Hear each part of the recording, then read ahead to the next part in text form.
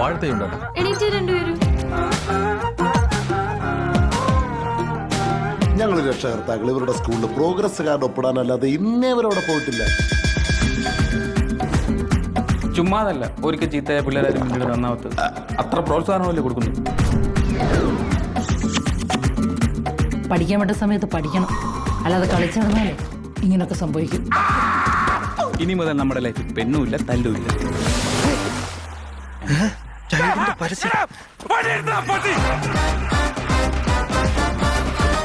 ഞാനില്ലാതെ ഇനി മൂന്നാമതൊരുത്തനാ.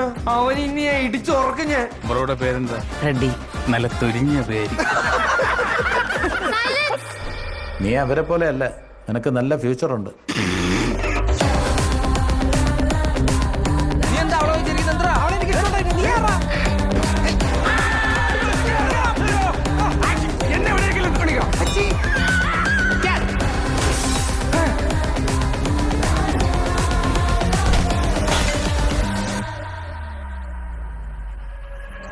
എല്ലാവരും അവരുടെ മക്കൾ നന്നായി കാണണമെന്ന് ആഗ്രഹിച്ചിട്ട് തന്നെയാണ് ഇല്ലാത്ത കാശ് കൊടുത്ത് കഷ്ടപ്പെട്ട് പഠിപ്പിക്കുന്നത്. നിങ്ങളുടെ മക്കളുടെ തലവെട്ട് എന്ന് കണ്ടോ? അന്ന് തീർന്നതാ. പറയാനുള്ള കാര്യങ്ങൾ അപ്പപ്പ പറഞ്ഞേക്കണം. എത്ര ആൾക്കാർ കൂടി നിന്നാലും പറഞ്ഞേക്കണം. അങ്ങനെയൊക്കെ പറഞ്ഞ് മാനം കെടുത്തിയാലേ ഉമ്മാരൊക്കെ നന്നാവുള്ളൂ. നീയെ നശിച്ചു, മറ്റു പിള്ളേരുടെ ജീവിതവും കൂടെ നീ നശിപ്പിച്ചല്ലോടാ.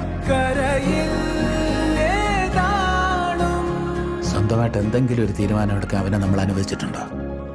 നമ്മൾ കൊടുത്തതല്ലേ തിരിച്ചു കിട്ടും. അവരൊന്നിച്ചുള്ളപ്പോഴേ അവർക്ക് സന്തോഷമുള്ളൂ. ഇവിടെ വിലയില്ലെന്ന് പറയുന്ന പല കാര്യത്തിനും വിലയുണ്ട്.